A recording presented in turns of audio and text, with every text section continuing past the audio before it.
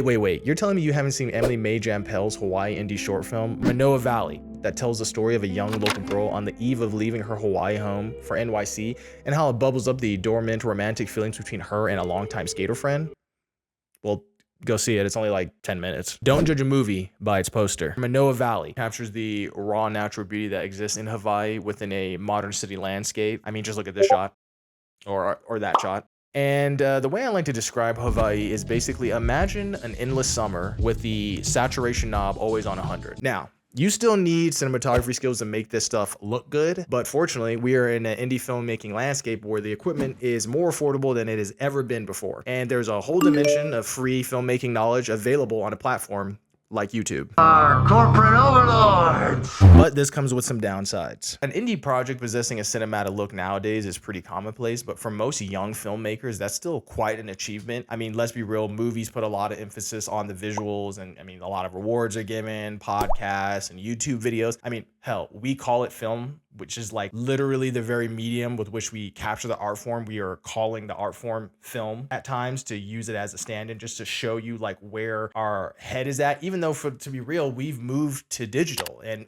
before you say it, no, I'm not one of those get rid of film people. Film is beautiful. We should always keep it around. It also makes sense why we put so much fixation on the visual. I mean, it's easier to see literally, but I think we put too much emphasis on it to the point that it blinds people for what it actually takes to imbue cinematic visuals with a soulful resonance. Unfortunately, I believe that Manoa Valley suffers from this admittedly seductive trap. Movie making is a lot like pulling off a heist, and before you say no, go watch Inception. And in every good heist, there's one crucial element, and that is the blueprint. And in filmmaking, the blueprint is your script, and you need to make sure that you always account for it, because if you don't and you leave this element out, it will rob every other aspect of your movie of their full resonance. Now, of course, having a script is not enough. You need to fill it with certain details and certain goals in mind in order to really make sure that it sings. Now, of course, I can already hear there a certain disagreement depending on if the plot is like not as heavy or if the film is more like a hangout movie, the way Manoa Valley is, which leads us to Aimless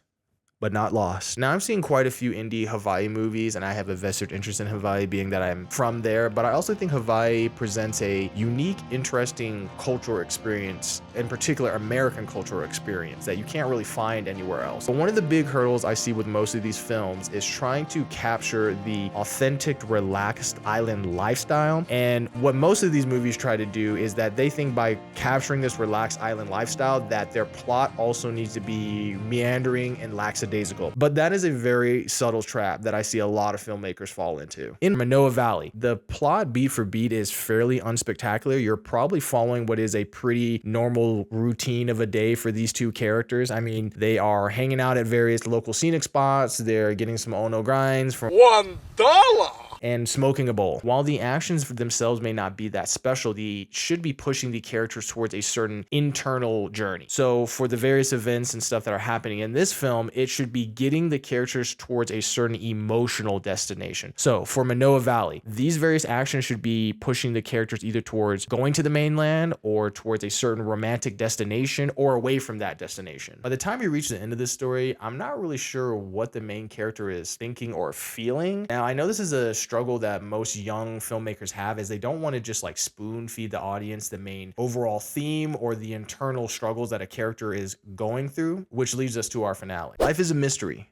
so be a detective. Vagueness is a one word I would say describes a lot of the feelings and characters for Manoa Valley, and that isn't necessarily a problem. I mean, life does not give us easy answers. That's partly why we like stories. I see a lot of filmmakers struggle to capture the vagueness of life in their films without it feeling unsure about what to say, or them not really knowing what they wanted to say in the first place, but trying to cloak it in ambiguity. I'm going to say for that second one, that is a big, pretentious no-no. In Manoa Valley, we are in a moment of transition for the two characters. One character is about to leave to go to the mainland, and the other one is trying to make a romance blossom with that main character before they leave. But other than that, we don't really have a lot else to go on. You know, how long have the two main characters known each other? I mean, what connects them? Is it skateboarding? Is it photography? You know, how do they feel about their home? And how do these feelings and stuff guide their actions throughout the story? Asking these kinds of questions is logical and really shows that people are always trying to analyze and figure out their situations. I mean, we've been doing it since the day we were born, unless you're a Nepo baby. So if you don't want to hold your audience's hand, but you also don't want a black hole of vagueness at the heart of your story,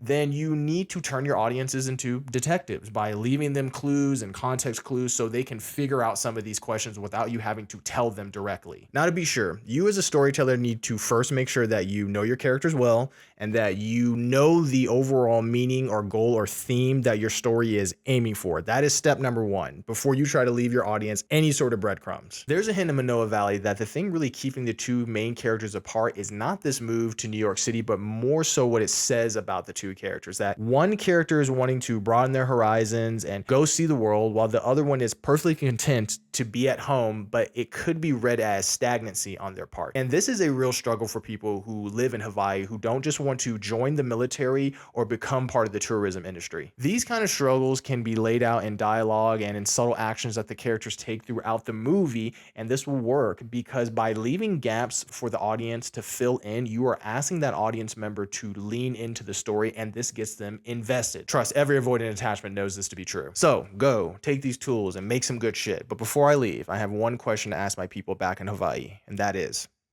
why does skate culture have the Hawaii indie film scene in such a damn chokehold?